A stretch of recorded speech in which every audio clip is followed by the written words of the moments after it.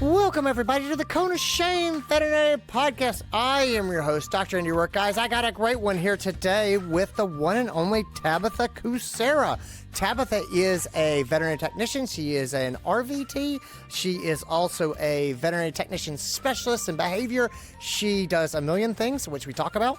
And really, what I wanted to get into with her was, how did you launch this business? Because she has a business that's called Chirrups and Chatter. That's behavioral consulting business.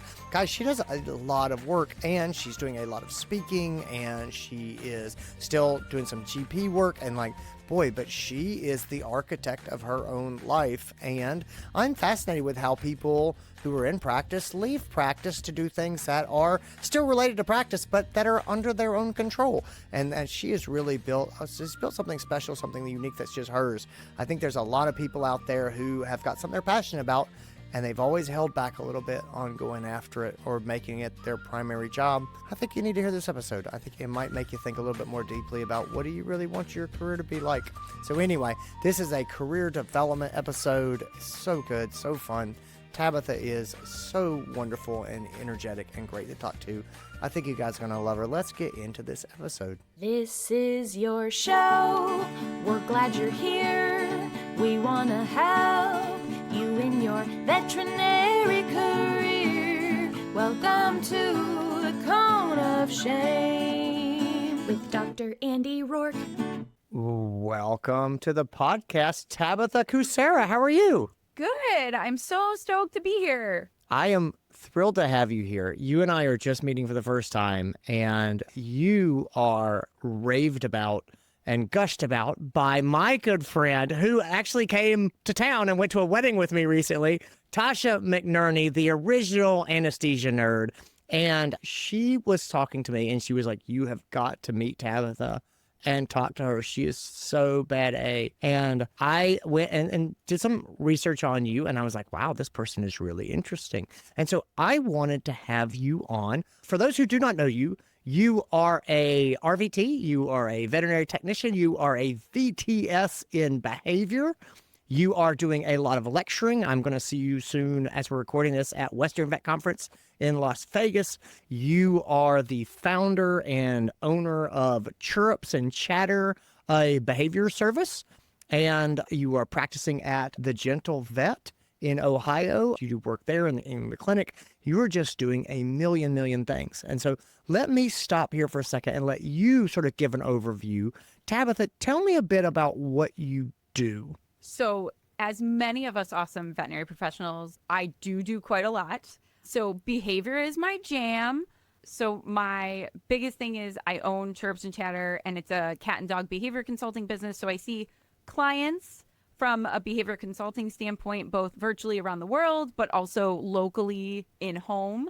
I also do organizational consulting. So I may work with a veterinary clinic or shelter if they want to implement behavior programs, help their staff better understand body language, implement compassionate and fear-free handling, all of that lovely stuff where I'll do hands-on workshops and then actually kind of shadow and observe and give immediate feedback with them for the day. I also speak, as you mentioned. It's so fun. I was at VMX. I'll be at WVC. I get around, as you can follow me on my page and see everywhere I'm at, all about behavior, but also vet tech opportunities. I love everyone, but I do love my vet techs, and I don't think we always realize how amazing we are and how many things that we can do. And I do a lot of them. So I do a lot of behavior consulting, speaking, organizational consulting, but then I also work with Fear Free and other organizations to create resources and content. And my job is awesome. I get to do a little bit of everything. And then I do work in GP as well. Yeah, I think one of the reasons I want to talk to you was you have such an interesting job that you've sort of made for yourself. And I always think that that's important for anybody in vet medicine to know. You don't have to have the traditional job path, but also especially for technicians. Talk to me a little bit about how you got started in this. I'm imagining at some point Tabitha was working as a vet tech or as an assistant, and you decided that you maybe thought that there was something more, or you decided to venture out a little bit. Walk me through when your path diverged from the traditional sort of general practice technician path. Yeah, so long story short, I worked in GP for over 12 years. And in that time, from attending CE and working in GP, I happened to find my love for handling and more of a critical thinking approach to handling, better understanding my patients, which then, of course, led me to my obsession with behavior. And I decided I'm going to get my VTS, which you can get yours too in GP. It is more challenging, but I highly recommend it. So I found my love for behavior, and then I happened to be the go-to person at the practices I worked at for fearful pets, which is a lot of them. So it was a lot of like Tabitha. And then I started offering services like victory visits, which are different than happy visits, and behavior services. Let me jump in here because I don't want you to get too far past this, right? So how supportive was your practice when you said you wanted to be a VTS? How did that go down? I'm going to be honest. Well, this was years back, right? Like this is, I mean, I think technician empowerment has come a long, long way. And I think that that's very fair, and we should say that up front was when you were doing this, it was not as common as it is today. That's why I asked the question of like, how was that received when you said, I love this? It wasn't as well received as I anticipated. And that's probably why I offer so much mentorship now, because unfortunately I didn't have that experience where I received a lot of mentorship. I had a veterinarian who I'm still very close with who did support me. And then my third year, because the VTS is a long process, at that point, I started to get more support, and I actually left a practice purposely because it was very obvious that I did everything I could do there, and I was somewhat being taken advantage of, and also the support that maybe they expressed was not being shown. Yeah. So I found another practice in which I was very clear with what I needed and how we can benefit each other. I actually wrote up a contract. Really? So you went in and you were like, this is how I want it. This is how I think it should be. And this is how I can help you. It just helps we're helping each other. We don't want to waste each other's time. So it's from a professional standpoint, I think it's awesome. And I wish more techs did that, because why bother working here, me not being a good fit, me being clear with what I'm needing and how it's beneficial to you, and then it not working out over and over again. And my learning history, I was like, how else can I handle this? I'm like, maybe a contract and being even clearer. Yeah, no, I love it. I love a lot about this. So the things that really speak to me, I'm such a big believer of when you find something that you're passionate about and you're like, this is my thing, is keep going and doing it. Like the career advice I love to give to people, it worked for me, is figure out what you enjoy and figure out how to do more of it, and then figure out what you don't enjoy and figure out how to do less of it, and you just keep doing that. But like the fact that you would do this, I think that's incredible. I think what you described too, as far as, you know, I did this for 3 years and then things changed. I think that is very common. I think sometimes you have to go and do the work and get the skills. And then when people see what you're actually creating or how valuable you are. And then here's the other thing too. I think we need to see what we're capable of. And before we understand ourselves, because you really don't know what you're going to want until you get into it. So that whole like 3 years in, things sort of changed. I think that's incredible. And then the thing with a contract, Tabitha, I have not heard of technicians doing that. However, I will tell you that I've done something similar in my career as well. And it's I call it a memorandum of understanding. It's not a contract that I'm like, this is a legal thing with lawyers, but it is a clearly stated, this is what I'm going to do. This is what you're going to do. This is how it benefits both of us. I just want to put it down in writing, and I always email it that way. If it ever comes to it, I can say, I sent you this email on this at this time, and you can go search for it and find it. And so anyway, that's that. I think that that's so slick, but that clear expectations of this is what you can expect from me. This is what I'm looking for from you. Oh, chef's kiss. Really well done. I like it so much. So I didn't mean to interrupt you, but I didn't want you to get too far past that transition. The off ramp, as I call it, is when you've got someone in there doing the same thing and again, they're like, I think there's something different for me. I think that's so important. I think it's so interesting. And I always like to have people on the podcast to sort of talk about what that off ramp looked like for them. And anyway, thanks for unpacking that. No, I love that. So then I, again, was seeing, because behavior is everything. I'm not biased, but I am a little, it applies to literally everything. So as you can imagine, it was a lot of like, Tabitha, a lot of like being thrown into situations, which isn't bad. A lot of us learn that way. And then I was like, I'm really good at this. I'm a lot more educated. I also obtained more credentials. So I was like, okay, maybe I should start seeing behavior consults outside of GP. And I was actually working full-time in GP and started seeing behavior consults with my own business, which starting a business, there's really not, hey, this works every time thing. So that's been a journey. And also, I'll be honest, there was some pretty significant like burnout and compassion fatigue, and also years of overextending myself, being like, hey, you're the surgery tech and you are doing all this other stuff.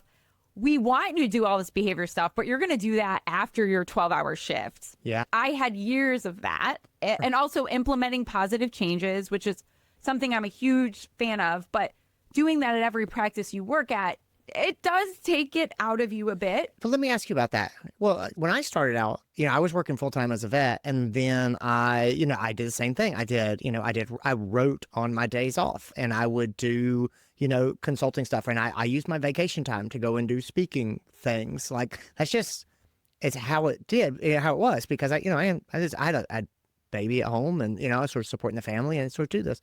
Knowing what you know now, do you think some of that is required, Tabitha? And if not, how would you have done it differently if you could go back? That phase where you're getting your other career going, you're doing these consultations, and then also you need that full-time paycheck. What would you say to younger Tabitha now about that phase of your life? Interestingly enough, I think everyone's path is different, but for me, I don't think I would change anything. Because being that person that implemented humongous positive changes over time, which I still do in a different aspect, but it taught me so much. Yeah. And I'm such a better teacher. And it's corny to say, but I'm a lot better in so many aspects, even though, again, like obtaining your VTS and GP, while I was through it, would I recommend it? No. But now that I'm done, yeah, honestly, I'm so thankful, even though it is a lot more challenging, because I think my practical applications and just some other experiences that I had throughout that process and the challenge, because it's mostly self-paced. Like, you have to be motivated to obtain your VTS. So now I can look back and say, you know what? That sucked. Yeah. A lot of it sucked, but I love who I am because of it, and also how I approach my colleagues and what I've learned through that process, where I could help other people. Maybe, for example, I would have been clear with my criteria and wrote contracts way sooner. Yes. Ideally, and other things. But now I can share that with my colleagues so they can not, or again, with mentorship, I can recommend things that worked for me after trying lots of things, and they can do it sooner and ideally have mentorship. So I know it's corny, but I don't know if I'd change anything. No, I think you're right. And that's I love to hear you say that. That's been that's sort of my thoughts as well, as I go, well, I'm not saying it was healthy when I did it, and it definitely was not fun, but also that's why it's an honest question for me was, do you think you could have done it differently? I don't know that I could. And I wonder what other people's perspective are. Tabitha, you're getting this thing up and going. And this was a while back. So roughly how long ago was this? So you were getting up and going, you're finishing the VTS, you're doing this work. What's the general sort of ballpark year that we're in? I think I've had Chirrups and Chatter for 8 years, and I probably worked in GP for a year and a half into it.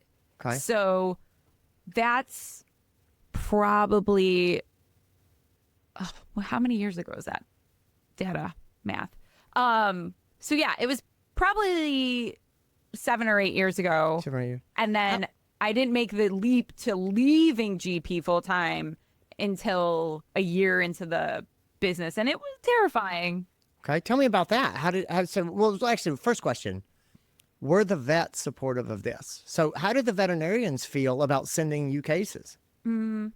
That's a whole nother podcast. No, I'm just... I mean, it's great. Like, in the GP I worked in, they would, and then word got around, especially because I see cat and dog, and unfortunately, cat behavior resources are just lacking as a whole. Yeah. So I did have a lot of vets who were familiar with me through speaking and also like locally, and they were like, tell me when you get your business, because also I wasn't super comfortable sharing my business, because I had some imposter syndrome and stuff for the first year, but they were like, tell me when you get started because I need to send clients to you right away. So I had some beautiful support, but then also I didn't maybe have as much. I was surprised by maybe some of the lack of support, but that's a lot of the power dynamic stuff. Sure. And I still deal with that a little bit now occasionally, but it's just part of our field. We're working towards it and we understand we're better together, but it is an issue that a lot of technicians have to deal with. Well, I expected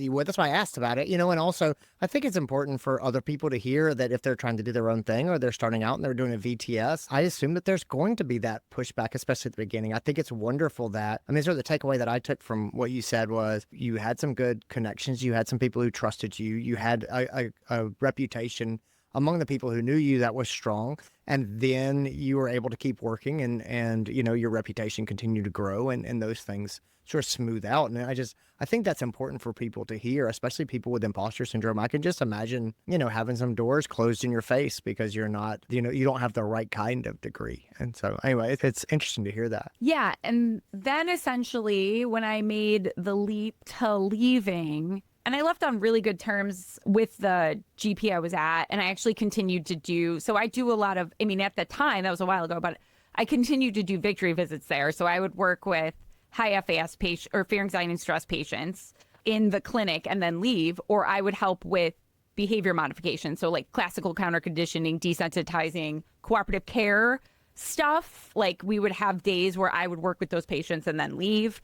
And so I had a really strong relationship with them for a while until my career, honestly, I should have done it sooner because my career blew up when very quickly. I've worked really, really hard, but immediately after GP, I told my partner, I was like, whoa, man, this is a lot. And I'm like, this is with me just putting myself out there a little bit more. So it was hard because there was some of that struggle where I'm like, which upsets me now that I struggle with this so much, but I was like, am I a tech? Hell yeah, I'm a tech. What? Yeah. I'm like such a tech, but I did struggle with that a little more than I anticipated for a hot minute.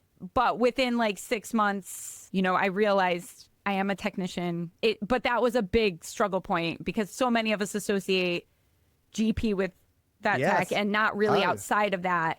And that's another thing I'm a huge proponent of because I'll be honest, I had amazing teachers in tech school. I've had amazing mentors even prior to my VTS, all that lovely stuff. But I never really was told or heard stories about that techs outside of DP, which is probably why I'm so loud about it, because I feel like there are so many amazing opportunities where we can be so beneficial. Like I much rather see a vet tech writing a blog about animal care than a blogger, for example.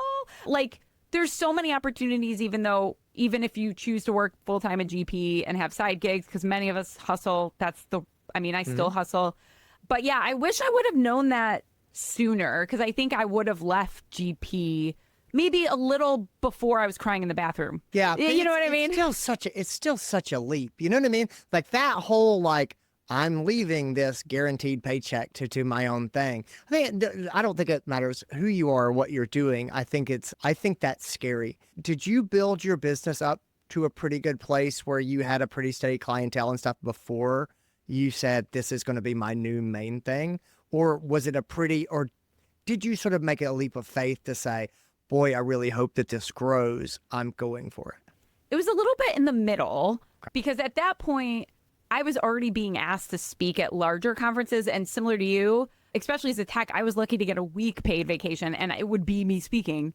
So I already had was in that realm. And then I'll be honest, I have a partner with another income who also works, his business was based in another country where they covered my insurance. So that, those are really, I have to talk about that. Those are factors where making that leap was less terrifying, but I also had, because I was still working at the GP, but in a different aspect. So I had a lot of side gigs along with, which I think made me feel a little more comfortable from a financial paycheck standpoint. Yeah. It's funny. I found that in your career, it's kind of like there's a saying about going bankrupt that it happens very slowly and then all at once. it's kind of the same thing with success where you're working and you're working and you're working and you're working. And then all at once, things you get a breakthrough and like, oh, you've got lots of opportunities and now I'm making it. I think people see others who are having that all at once moment and go, oh my gosh, she just hung the sign out and then all of a sudden everything went, and they don't realize that it was very, very slowly before it was all at once. And that groundwork laying, it takes so much time and intentionality. I think that's an awesome point to bring up because, and this is something now I'm very confident in my skill set. Of course, I'm always learning and connecting with others. But back when I was a little wee baby, my partner, like friends would say things like, oh, that's sick that you're doing that. You're so lucky. And this was a long time ago. He would always say, she's not lucky. She works her butt off. Yeah. And that's honestly, planting that seed, I mean, because now if I'm so confident and I stand up for myself and I advocate for my colleagues, but him doing that repeatedly, it made a really big, where I believed it, especially in these caregiving gigs, those are hard for us to understand. So, and also I meet people who see where I'm at now in my career, where I'm like speaking literally everywhere. I have like, I'm doing my best, but I do have a long waiting list for behavior clients. But like you said, I've been doing this for a very long time and literally the whole time have been hustling hard. So we all can do it, but I also appreciate you saying that because it isn't as simple as, hey, that's sick. I'm going to start doing that next week. Oh, yeah. And sometimes I think people maybe they mean well, but they misperceive. Yeah, they totally mean well. And you have been lucky. And I have been very lucky, insanely lucky. And also, the luck only happens when you're working hard is what I have found. You know, yes, you have to put yourself in a position you have to put yourself in a position to take advantage of opportunities. Yeah. Oh, man. What do you know now that you wish you knew back at the very beginning when you were getting excited about behavior? Because I've what always would you say to young Tabitha, I would say that others believe in you before you thought it. I know that sounds like a strange one, but I felt so alone, especially with the VTS thing. I'm such a passionate, self-motivated person. So I joke that I'm like stubborn and persistent in a good way because I'm getting it done. I don't care who says I'm not. But also I feel like I might have had a little more support than I felt like I did. But it was so hard that I felt alone. I'm going to get emotional. I felt alone for a big portion. And I know there are a lot of veterinary colleagues out there who are working towards credentials, VTSs, getting boards, whatever that may look like, or even implementing changes, whether it's better pain management in your practice, better understanding of emotional needs. And dang, can it feel alone a lot of the time. And I don't think I was as alone as I actually felt I was, if that perspective, No, but I love it. I think what I'm hearing here is if I know someone who's out there and they're trying to do their thing, you might think they know they're awesome. You might think that they know that they're doing just fine. They don't need me to tell them that they're doing great. But sometimes they really do need you to tell them that they're doing great. And as a behavior professional, it's funny. I don't even realize I do it. I reinforce people constantly. Yeah. Which is probably why people are like, oh, I love Tabitha. Let's have her come back. It might be as simple as I ran into someone at a conference and I remember seeing them 2 years ago and I complimented their hair or their shirt or their question or something they were doing. And they would email me. Like I had a tech email me who I saw 2 years ago, again at VMX. I remembered her. I'm seeing her again at another conference I'm speaking at in Rhode Island. And she's like, it meant so much that you remembered me. And I think just being genuine and kind to people, man, I would love more of that. Yeah. Because it really, obviously I'm very extroverted and I understand that. But like just reinforcing people like, oh, I love the way you handled that animal, or I love the way you handled that conversation. That's a great way you spoke to your vet in that challenging situation.